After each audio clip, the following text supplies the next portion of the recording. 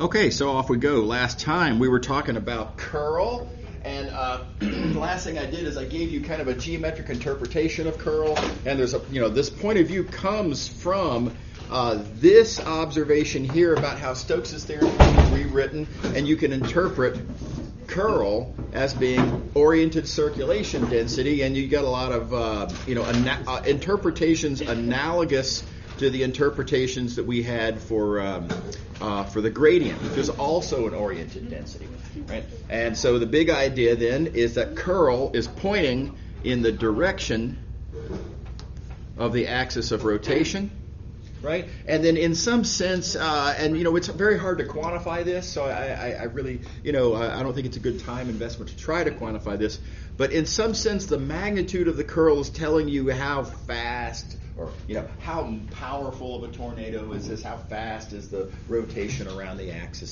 something along those lines. Okay, all right, so with that in mind, let's talk about some physical examples. So these are kind of analogous if you're thinking about fluids in particular. Recall that we had a physical interpretation of Green's operator, right? So Green's operator was circulation density, and as such, if you have a two-dimensional small object, floating in your two-dimensional fluid, then Green's operator is a way of measuring, in some sense, what's the net rate that it's being sort of pushed one way as opposed to the other way, counterclockwise being the positive one. And so Green's operator is going to tell you how this is going to rotate, right? Positive means counterclockwise, negative means clockwise. Right? Okay, well, the analogous idea in 3 dimensions, instead of having a leaf that's kind of floating in a 2-dimensional fluid, now I'm going to imagine a balloon floating in 3 dimensions.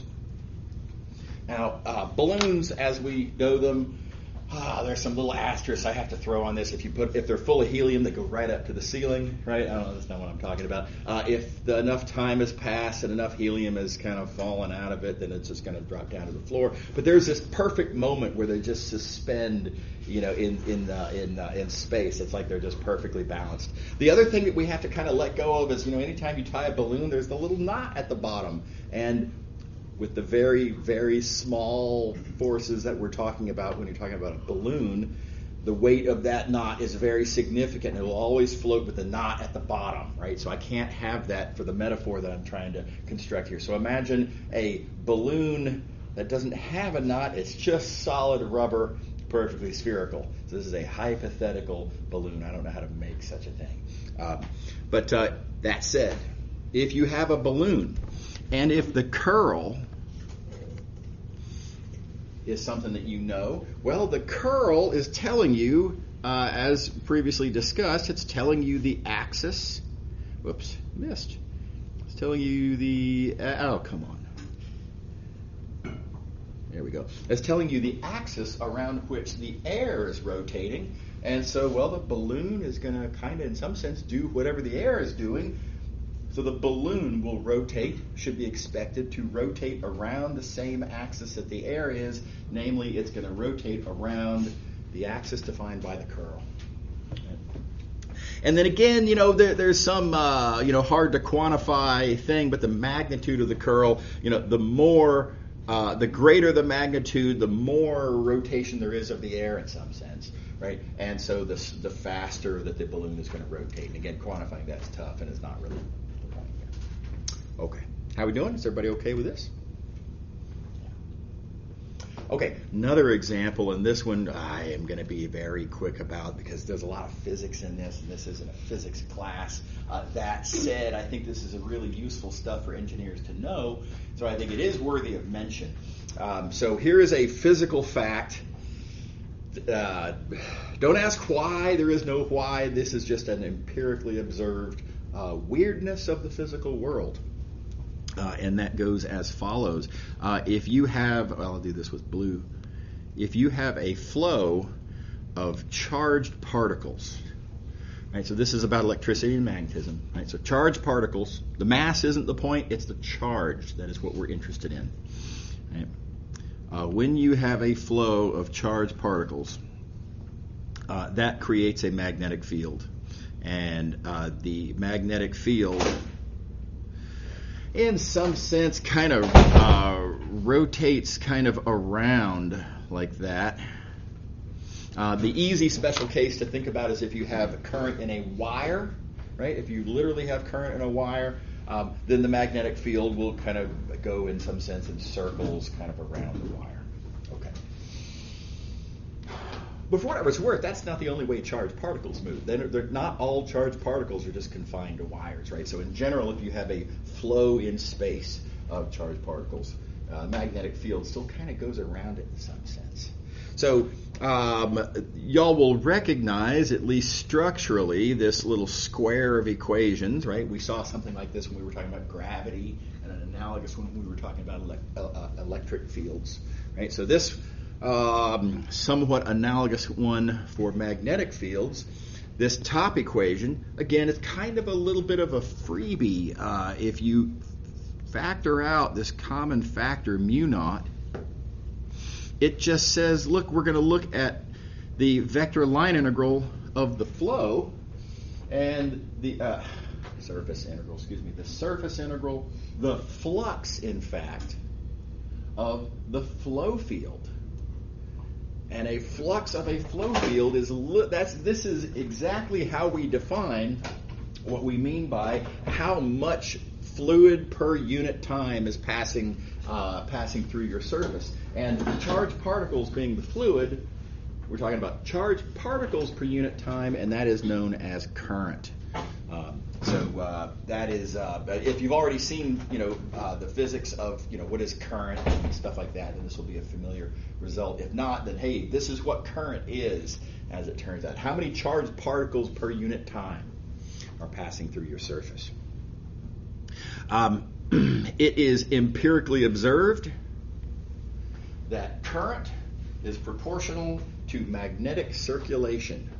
That's something that you can just measure, right? That's lab result, right? So again, don't ask me why. That's just the way it is, right? So that combined with Stokes' theorem then gives us very conveniently that these two fluxes are equal. This is for all surfaces, and the only way to have two vector surface integrals be equal for all surfaces is if their integrands are equal. And so we get this result right here, this result right here, which talks about how the curl of the magnetic field relates to the flow, the current flow field, namely that they're proportional. Okay, so again, this equation and this equation are saying very similar things in some sense. One is local and one is global. This is circulation, right? This is total current, you might say. This is down here, it's not exactly circulation, but it's circulation density, right? And this is, I guess what you might call current density in a way. This is a vector field that's locally describing how charged particles are moving by contrast to the global, sort of total current in the green equation. So again, two closely related equations. They are related, again, very closely by Stokes' theorem. So Stokes' theorem is what connects these two equations. I mean, all you need is Stokes' theorem there, and these are either one immediately follows from the other. And so while you could call these different equations, these are both referred to as the same of Maxwell's equations. I like to think of it as the fourth myself. There's no strict numbering of them. I think of this as the Maxwell's fourth equation in two different forms. This is the integral form, because in some sense the integral's been done. This is the differential form, because it's written in terms of a derivative, or said differently, we haven't done the integrals yet. Okay, so again, a little bit of a connection between ideas that are discussed a lot in physics classes. Yeah? For the above inhibitors, how do you know from the cross product, the axis of rotation? With the curl. Yeah. So the point is, this curl is going to point in a direction. It's a vector that you could just straight up compute. Vectors point in a direction. That is the axis. So it's not one of the base axes. It's not what? It's not one of the base axes like IJOK. It's like the vector. Correct. Yeah, that's right. Things can rotate around a non-coordinate axis. That's right. So I say axis as axis of rotation, not axis of a variable, not like X, Y, or Z. Yeah, right. Yes. Does that give the rotation on the blue surface or of the blue? Well, again, so I'm trying to avoid ugly physical realities such as how much friction there is between the air and the balloon, and what's the moment of inertia of the balloon and stuff like this, right? But ignoring what I'm going to call constants, the greater the magnitude of the curl, the faster the rotation will be, and exactly what the constant is, again, depends on a bunch of other things. Yeah. Right. Could you do me a favor? Could you flip that switch to get, yeah, thank you. Okay. All right. How we doing? Is everybody okay? All right. Okay, so moving along. This next page is really just kind of wrapping up a detail of something we've already seen. This slide, you might call it here, we've seen before. 100% of this is all old. I made the observation that path independence, which is pretty easily related to these three statements, can be connected to what I call a local test. Let's see, I'll do this in purple. A local test by observing that closed line integrals, aka circulations, are computed with a double integral of Green's operator. Right, so Green's theorem right here is doing some serious heavy lifting. It allows us to turn this statement about circulations into this statement about double integrals, which allows us to conclude this as our local test. Namely, this is something you could just compute, see what the value is. If it's always 0 at every individual point, each individual point being independent of every other point, then you know that there is what I'm going to call a global result, in the sense that there is a single function whose gradient gives you that vector field everywhere. Right? So really powerful result. Green's theorem was doing the heavy lifting. Now, I wrote down this local test previously in reference to path independence in 3 dimensions, and mentioned that there was a theorem soon to be coming, which we had not yet at that time actually covered, so I couldn't quite finish the argument. But we now have that new theorem. Stokes' theorem is that theorem. And so, just like above, Stokes' theorem in 3 dimensions is what connects circulations to an integral done over a 2-dimensional, well, now I have to call it a surface. It's a surface instead of just a region in the plane, because we're in 3 dimensions. And, 2-dimensional things in space can kind of, bend around in weird ways and stuff like this. So, same deal, though. Stokes' theorem, doing this heavy lifting, I can make the observation that, let's see here, that all fluxes of the curl, no matter what surface we're talking about, the flux of the curl is always 0. What could the curl possibly be if its flux is always 0? And I maintain that there is only one possibility, and that is that curl itself must be 0, and vice versa. So again, we get this local test. Let's see here. Well, I don't have a local test to check mark on, but this is our local test now in 3 dimensions instead of 2. Again, we already knew this result. I had already stated this result. I just hadn't given any real justification for it.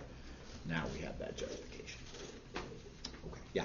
Sorry, what do you mean by a local test again? Yeah, just so local in the sense that, if we look at this question, the question of, is my vector field a gradient of a function, I'm looking for a single function.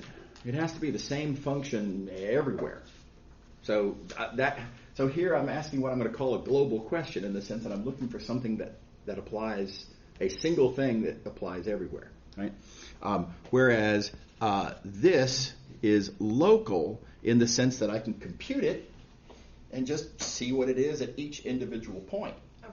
Right? And I need all those individual points to work out for the curl to be 0, but the point is it's computed separately everywhere. Yeah. All right. Okay. Moving along. New idea, surface independence. Y'all remember path independence. I'm going to start off by reminding y'all of path independence for analogy purposes. The big idea, if you fix a starting point, got to fix that starting point, it's not allowed to move.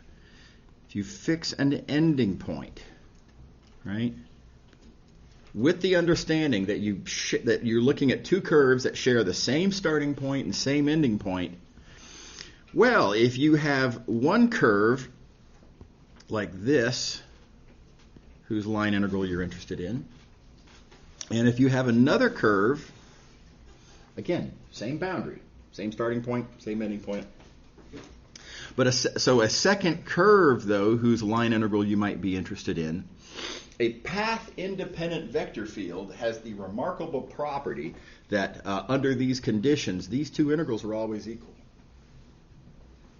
Shocking, right? And again, I played up, for dramatic purposes, I played up how surely you're joking, surprising this result is.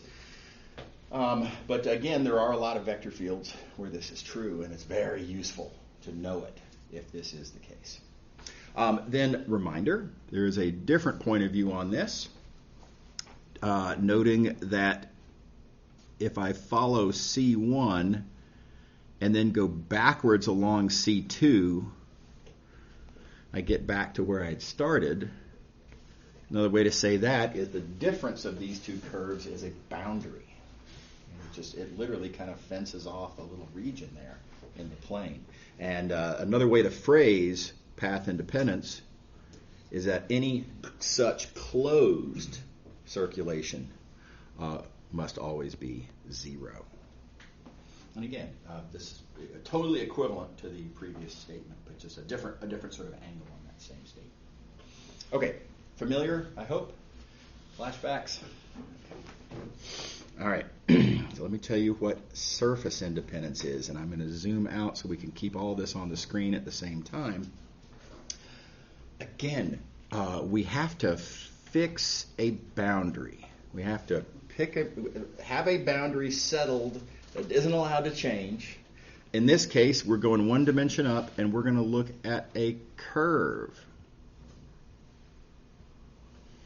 Like that.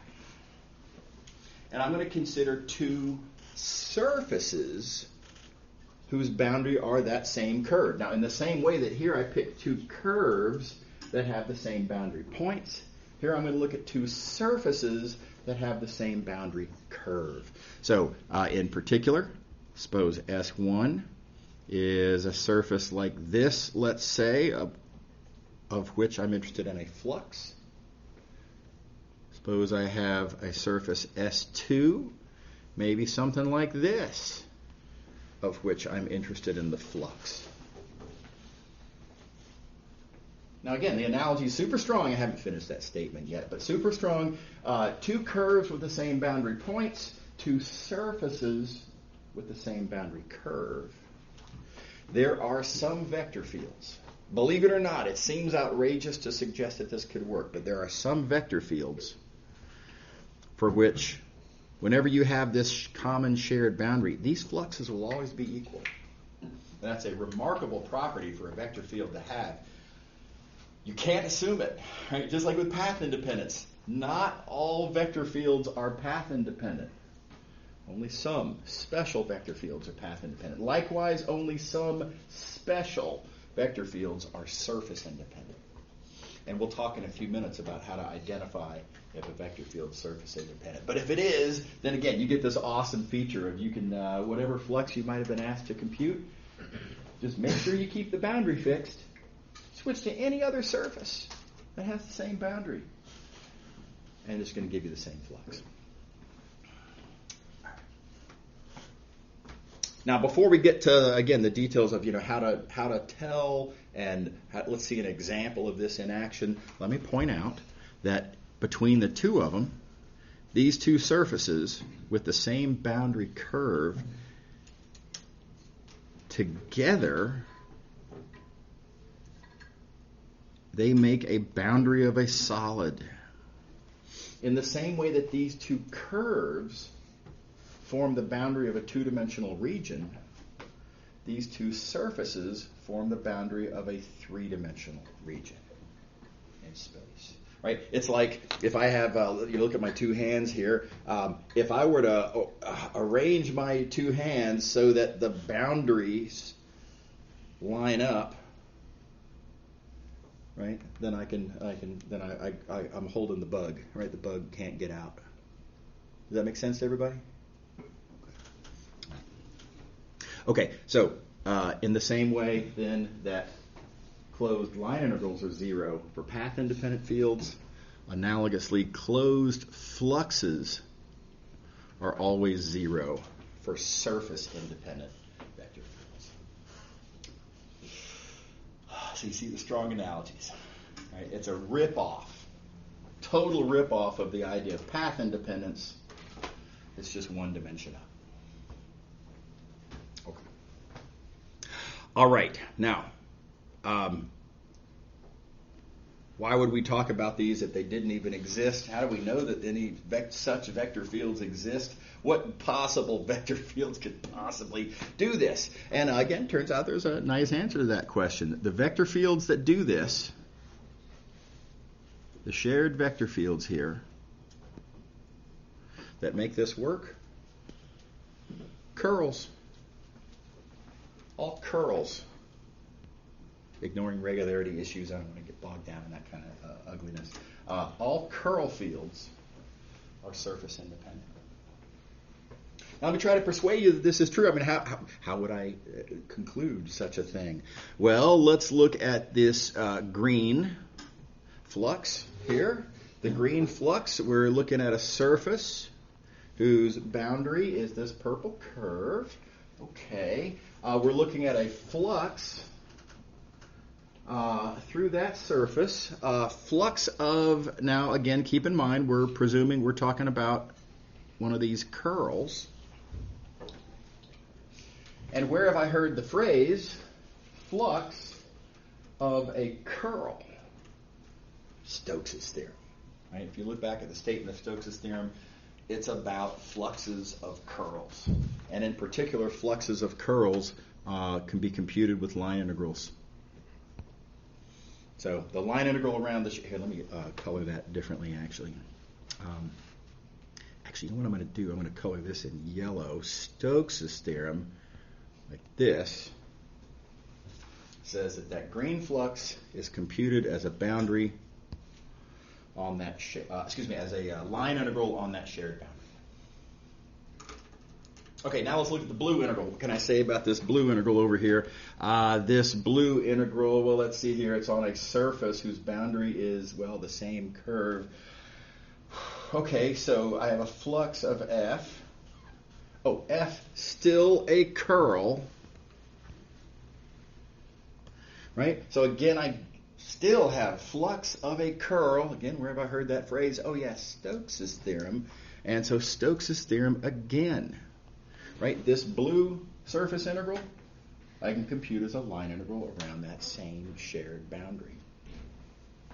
So that means then that I can compute both the green flux and the blue flux with the exact same line integral. And therefore these two fluxes are the same. And therefore curls are surface independent. Everybody okay? Really nice argument. Very, very clever, very geometrically beautiful. complicated, right? Confusing. Powerful. Yes. In order to use Stokes' theorem, you have to have a closed boundary. Is that In order to use Stokes' theorem, you have to have a surface with a boundary curve. And all boundary curves, all boundary curves have to be closed. And that's just kind of how geometry works. But yeah, totally. Does that make sense? Anybody else? Okay. So real quick, a local test. Nice to know that surface independence is a thing. There are vector fields out there that do it, but how on earth would I know? And here we go. We already know that these three things are equal. Right? We've established that curls, just got through doing this, curls are surface independent. And we also argued that surface independent means that closed fluxes are zero. So that's all above. And now I'm going to basically play the same game that we did with our previous local tests. I'm going to look at what I've got here. I'm going to ask myself, what accumulation theorems do I have that refer to these kinds of integrals? Closed fluxes. Right? Boundary fluxes, in other words. Well, Gauss's divergence theorem.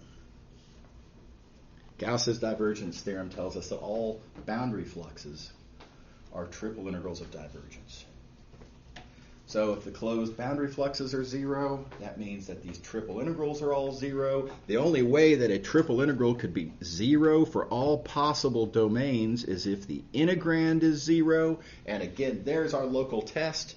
If you want to know whether a vector field you're looking at is a curl, namely if your vector field is surface independent, really useful, by the way, surface independence. If you'd like to know, how do you tell? We don't know how to find anticurls, right? But if you want to know, is your vector field surface independent, just take the divergence.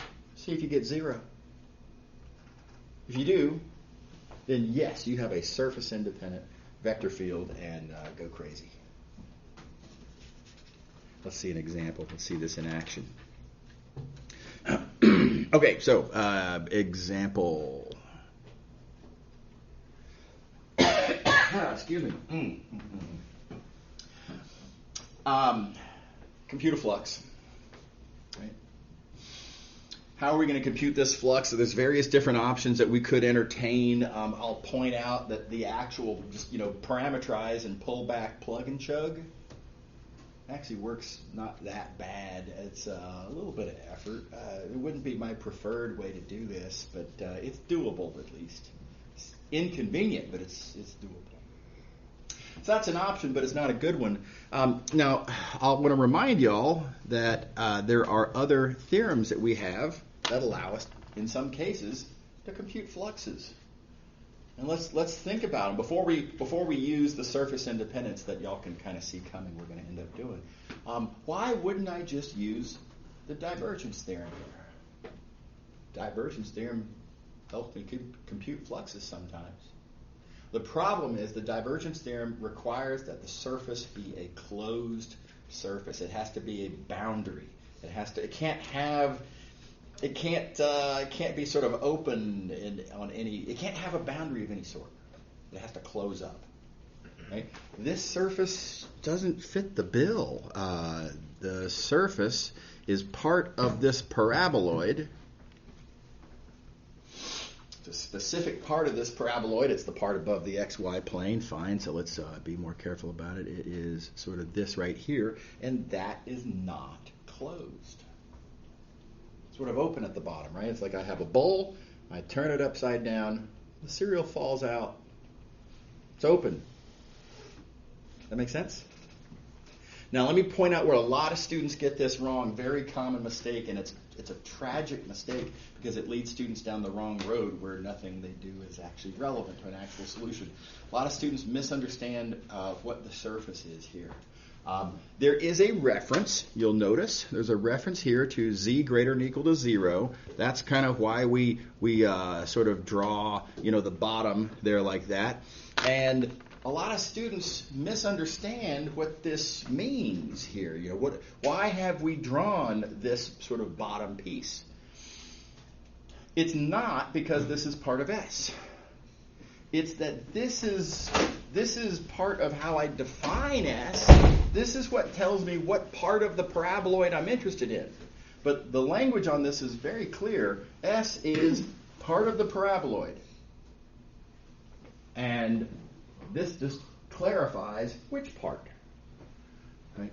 This right here is not part of the surface. Is everybody clear on that from the language? You have to be really careful about this. If you misunderstand, then oh my gosh, the problem changes dramatically into a much easier question, which isn't what this is. And then again, it's like it's stepping on a landmine kind of a deal. Okay, so sadly, our surface here is not closed. Gauss's divergence theorem only applies for closed surfaces. So Gauss is off the table. All right. What about Stokes' theorem? Maybe we could use Stokes' theorem. Stokes' theorem relates a flux to a line integral. Now I could turn this into a line integral question. Here's the thing, though. Not only would my vector field have to be a curl, which, by the way, in this case, it actually is a curl of something. But I would need to be able to find what it is a curl of. I would need to be able to find the anti-curl. And again, you may have noticed I've never shown you any methods for finding anti-curls. It's hard, as it turns out. And so it's one of these frustrating situations where there's an anti-curl. I could use that anti-curl to solve this problem, but you can't find it, so it's kind of moot. Kind of an abstraction. All right? So Stokes' theorem doesn't really help us, practically speaking. All right, so we hope, fingers crossed, that maybe surface independence might help us. And so now keep in mind, we have our brand new local test right here. If you want to see, is your vector field surface independent, you compute the divergence. You see if you get 0. If you do, yes, surface independent, go for it. So here we go. Our vector field, we compute the divergence. We get 0. Easily. In fact, I like to point out, just for fun here, you don't even need to write anything down to see that the divergence is 0. The x partial of this first coordinate's obviously 0. There aren't any x's in there. Likewise, in the second coordinate, there's no y's in there. In the z coordinate, there's no z's in there, right? This is casual inspection. 0 plus 0 plus 0, which is 0. Is that cool? And so with our test done, we know we have surface independence. That means I can take my original surface. I can identify what is its boundary. Let's see here. The boundary I'll do in purple. Whoops. Sorry. I wanted to keep this. The boundary is that circle. I am now allowed to pick whatever other surface I like.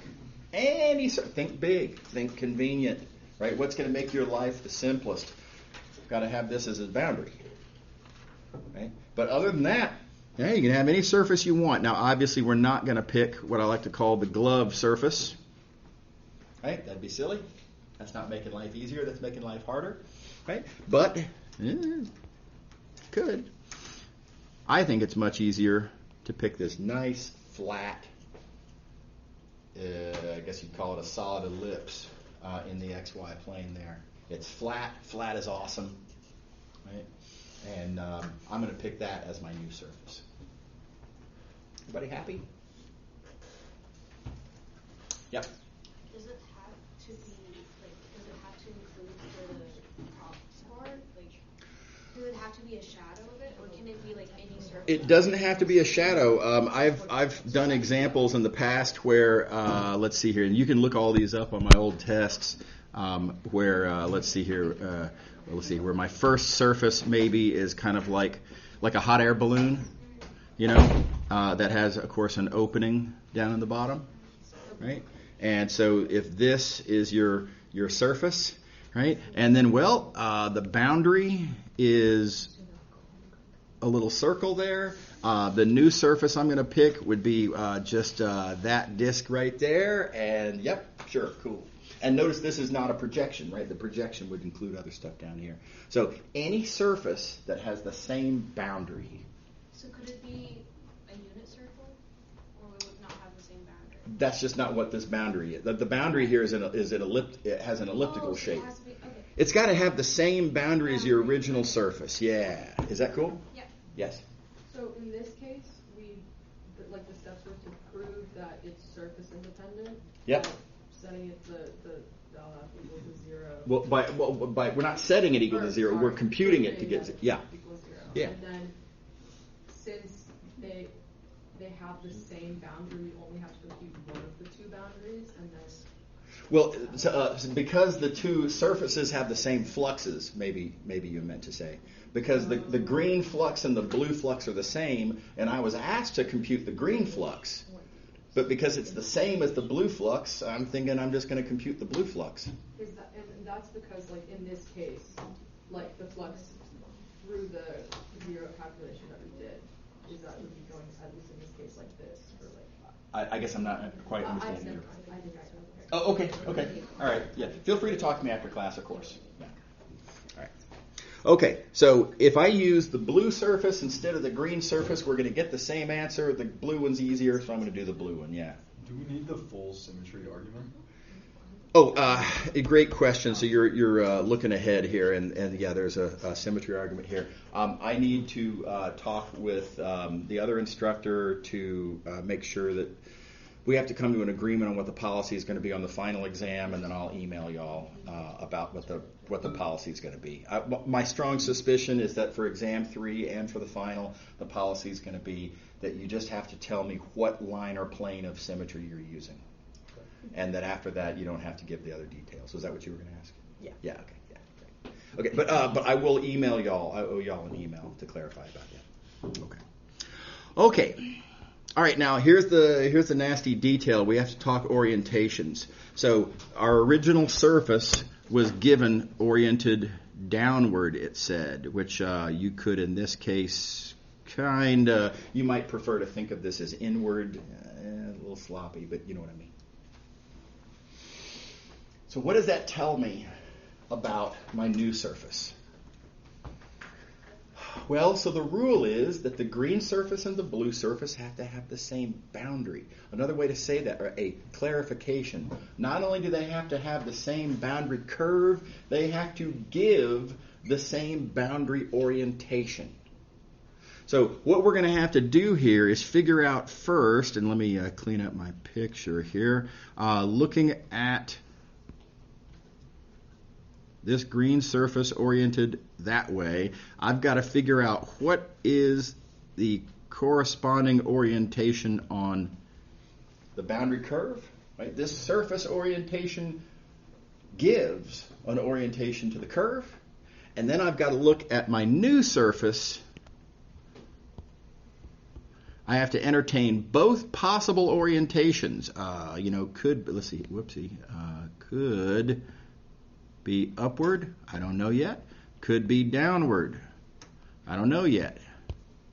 Right, we have to entertain both possibilities and see which one gives me the correct orientation on the boundary curve. Yeah.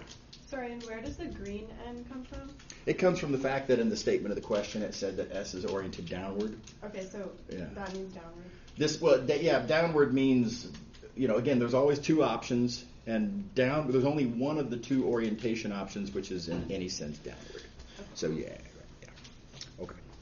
Okay. So a couple of arguments to be made here, and again, there's a lot to be done. So here we go. How are we going to figure out the orientation on our boundary curve? Well, right hand. Okay. So here we just have to go through it. I'm looking at a point like right there, and so thumb of your right hand, it's sort of ergonomically weird, right? But so sorry about that. But thumb in the direction, look at your fingers. That defines a swirl, and the swirl would be kind of like that, if you will. And now if I kind of drag that picture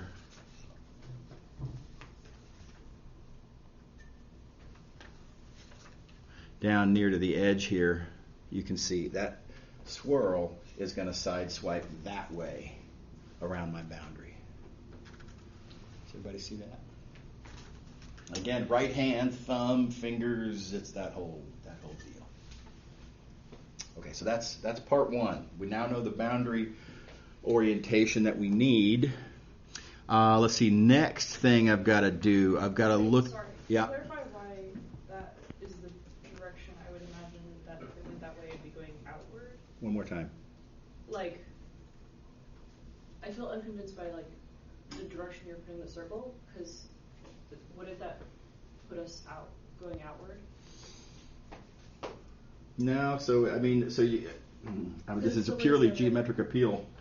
So one of the possible illusions on this is that the point I'm looking at is on our side of the horizon here. It's easy to kind of inadvertently see it on the back side, but I'm intending on the near side. Okay. Is that so? Okay, you're happy. Yeah. Okay. Yeah.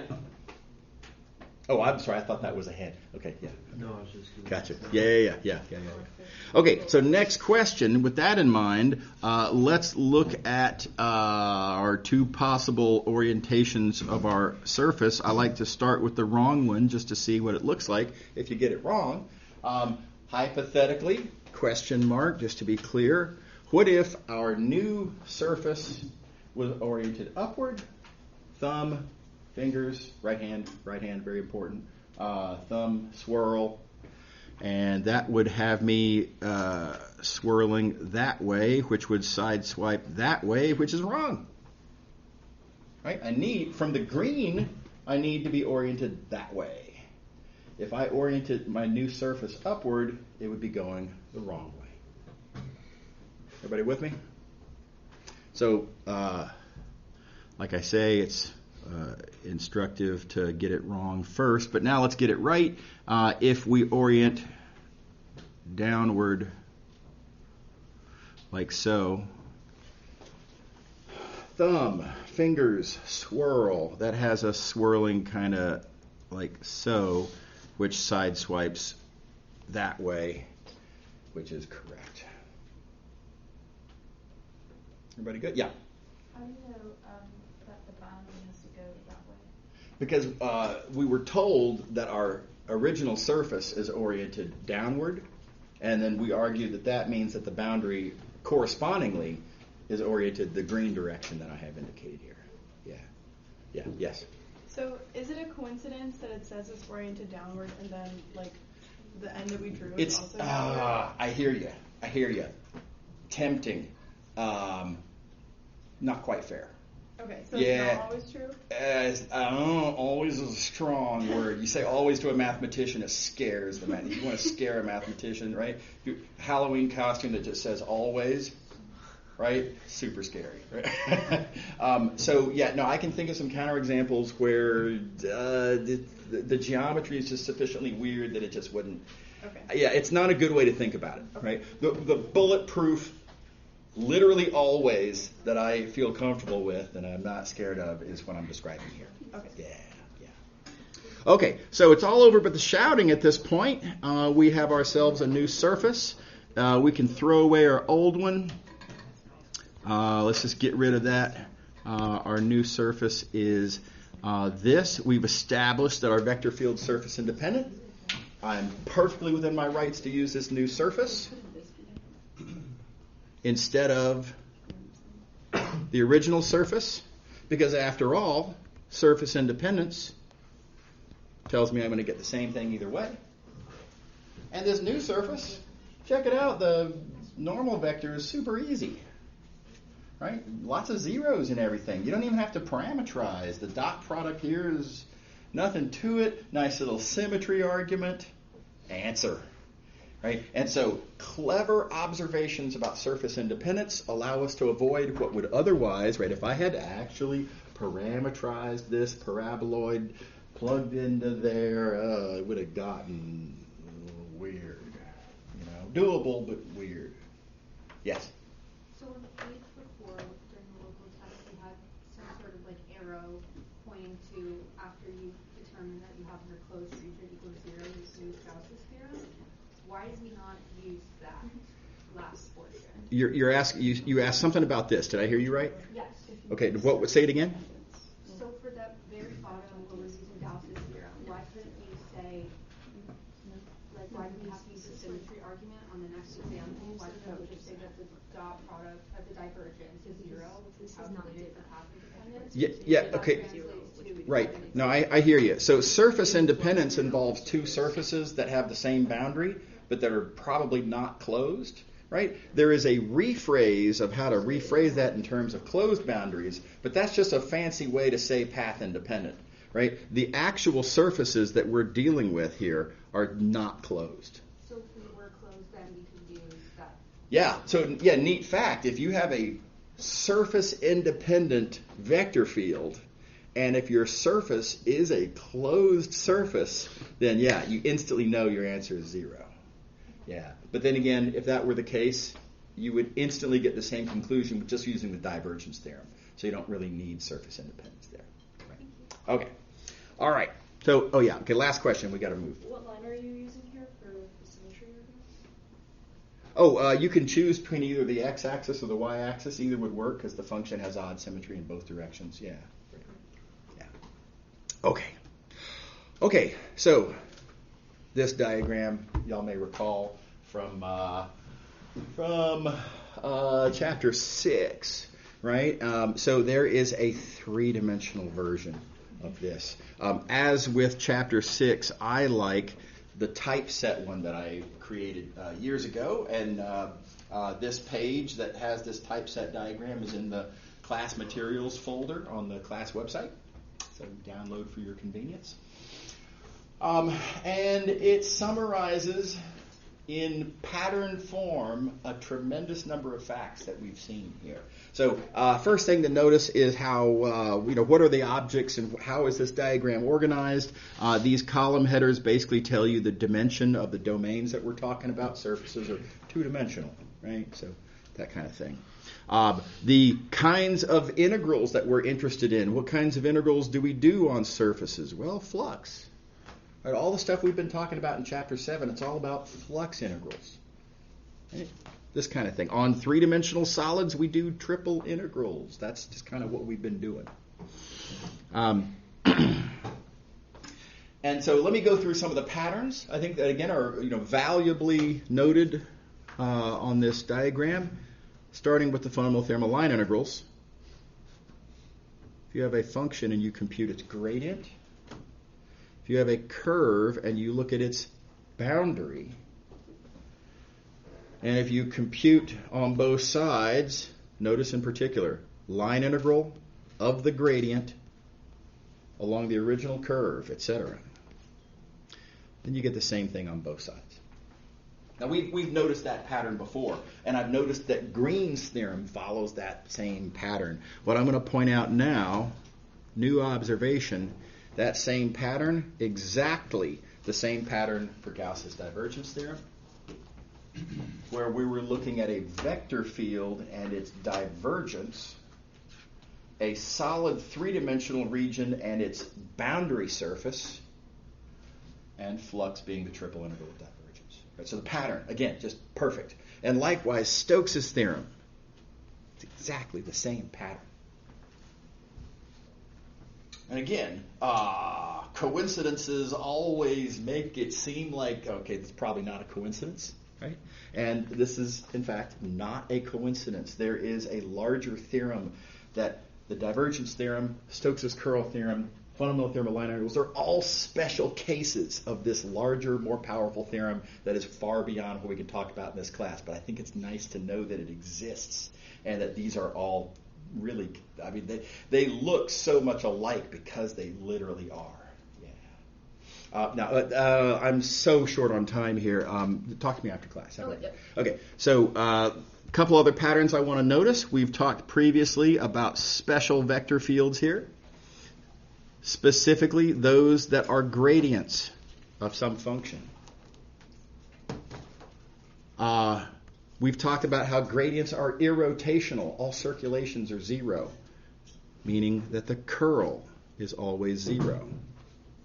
And we've also talked about how gradients are path independent. Any two curves with the same boundary points will give you the same value for the line integral.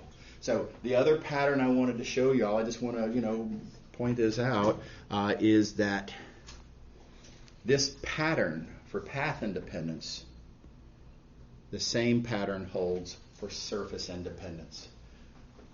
A vector field that is a curl of something is a vector field for which the divergence is 0, is a vector field that is surface independent, namely any two surfaces with the same boundary curve will give you the same flux.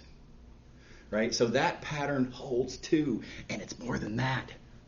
Back over to here real quick. How did we see the connection that being a gradient gives you path independence? Well, we used the fundamental theorem of line integrals. What was the observation that we made? How did we conclude? Let's see here. I'm running out of space. How did we conclude that curls are path independent? Well, we used Stokes' curl theorem. And now, let me slide all of this over. Sliding that all over. How did we show that curls are surface independent? Stokes' theorem. Check the notes, right? It's what we just talked about earlier today. And how did we show that when the divergence is 0, that means that you're surface independent? Well, it was Gauss's divergence theorem. So many ideas across dimensions here, right? Hold on the pattern. So last thing I'm going to leave you all with for today, and then by the way, on Wednesday we're going to be doing chapter 4 all day. For the 35 minutes of, Anyway, last thought. This diagram I know is a lot, but I suggest that y'all may have already accidentally memorized this whole diagram. All right, and if you haven't, I think it'd be a good idea to actually fill in those blanks. Notice the order that gradient, curl, divergence. If you notice the order that those go in, right? Everything else kind of fills itself in. All you have to know are the patterns. You have to remember this pattern, right? Now you know all three of the theorems because it's the same pattern. And you have to remember what the path independence pattern is and all that business. And again, the pattern continues. Okay, see y'all later. Have a good rest of your Monday. See you on Wednesday. Yeah, see ya.